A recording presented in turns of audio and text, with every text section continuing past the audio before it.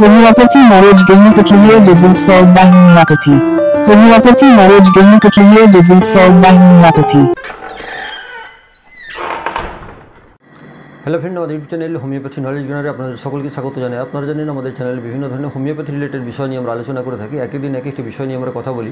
আর আমাদের আলোচনার মূল উদ্দেশ্য হচ্ছে যারা গ্রাম বাংলায় থাকেন, যারা চিকিৎসকের আওতায় যেতে পারেন না বা হসপিটালে যেতে পারেন না, বিভিন্ন আর্থিক কারণে হোক বা অন্যান্য কোনো কারণেই হোক না কেন, যারা চিকিৎসার আওতায় আসতে পারেন না, বিনা চিকিৎসায় পড়ে থাকেন, সেই সব মানুষজনের জন্যই আমাদের এই সাহায্য। অনেকে দেখবেন শহরাঞ্চলে থাকলেও এতটাই ব্যস্ত থাকেন যে যার জন্য কোনো চিকিৎসক বা কোনো হসপিটালে যাওয়ার সময় পান না, নিজেরাই কোনো গুগল থেকে বা ইউটিউব থেকে বা কোনো বই দেখে বিভিন্ন মেডিসিন সিলেকশন করতে যান।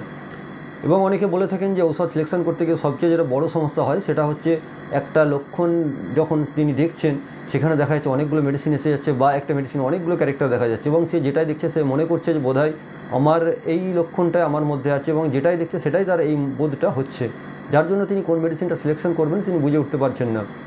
তো যাই হোক, আমরা সেই জন্য সিঙ্গেল মেডিসিন সিঙ্গেল ডিজিজ নিয়ে কথা বলি, আর এক একদিন এক একটি বিষয় নিয়ে কথা বলি, যাতে আপনাদের কোনো বুঝতে সমস্যা না হয় এবং সময় নষ্ট না হয়। তার জন্য ভিডিওগুলো খুব সংক্ষেপে আমরা 3-4 মিনিটের মধ্যেই করে থাকি। আজকেও সেই ধরনের একটি বিষয় নিয়ে কথা বলবো। সেটা হচ্ছে আপনার যদি কোনো ঘা হয়ে থাকে, সেই ঘাটা যদি কোনো ছুঁচালো বস্তু দ্বারা আঘাতপ্রাপ্ত হয়ে থাকে, দেখবেন আমাদের শরীরে বিভিন্ন ধরনের ঘা হয়ে থাকে। কোথাও কেটে গিয়ে ঘা, কোনো অস্ত্রের আঘাতে ঘা, কোথাও দেখা গেল কোনো বাইরের জিনিসের সঙ্গে আপনার একটা টক্করে লেগে গেল, গিয়ে সেই জায়গায় একটা ঘা সৃষ্টি হলো, বা কোথাও দেখা যাচ্ছে আপনার একটা নুন ছাল উঠে যাওয়া, যেটাকে বলে উপরের একদম পাতলা চামড়াটা উঠে গিয়ে সেখানে একটা ঘায়ের সৃষ্টি হলো। এই ধরনের বিভিন্ন ধরনের ঘা সৃষ্টি হয়।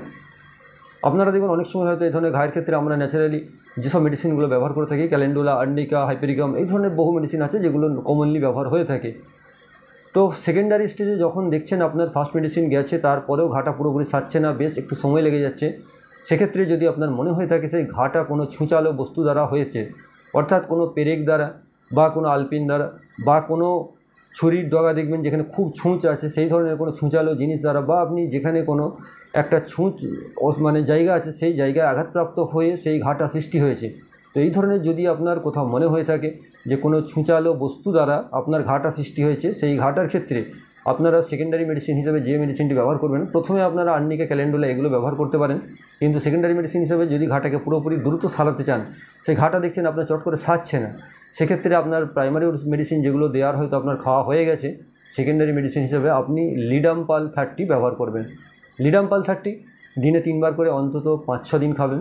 আশা করা যায় যে ঘাটা আপনার অনেক দিন ধরে রয়ে যাচ্ছে, যেটা হয়তো আপনার ন্যাচারালি 2-3 দিনে সেরে যাওয়ার কথা, আপনি সেখানে দেখলেন এটা 7 থেকে 10 দিন হয়ে যাচ্ছে তবুও সারছে না, তখন আপনি যদি এই লক্ষণটা থেকে থাকে কোনো ছুঁচালো বস্তু দ্বারা আঘাতপ্রাপ্ত হয়ে আপনার ঘাটা সৃষ্টি হয়েছে, তাহলে সেখানে আপনি লিডাম্পাল 30 দিনে 3 বার করে অন্তত 5-6 দিন খান, দেখবেন সেটা কমে যাবে, এবং সে ঘাটার জন্য যদি সেই জায়গাটায় অত্যাধিক ব্যথাও থাকে সেটাও কিন্তু কমে যাবে। তো লিডাম্পাল 30 এইভাবে ব্যবহার করবেন, আশা করি আপনার এই যে সমস্যাটা এটা সহজেই মিটে যাবে।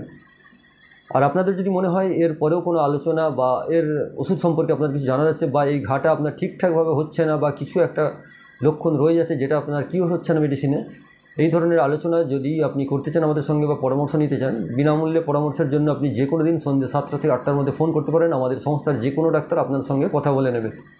আর যদি আপনাদের কোনো রিপোর্ট পাঠানোর থাকে সেটাও আমাদের হোয়াটসঅ্যাপেও পাঠাতে পারেন, বা আমাদের যে ওয়েবসাইট আছে www.mykngroup.com, ওখানে গিয়ে ফ্রি হোমিওপ্যাথি কনসালটেন্সি সার্ভিসেস বলে যে অপশানটি আছে, ওখানে গিয়ে আপনি পাঠাতে পারেন।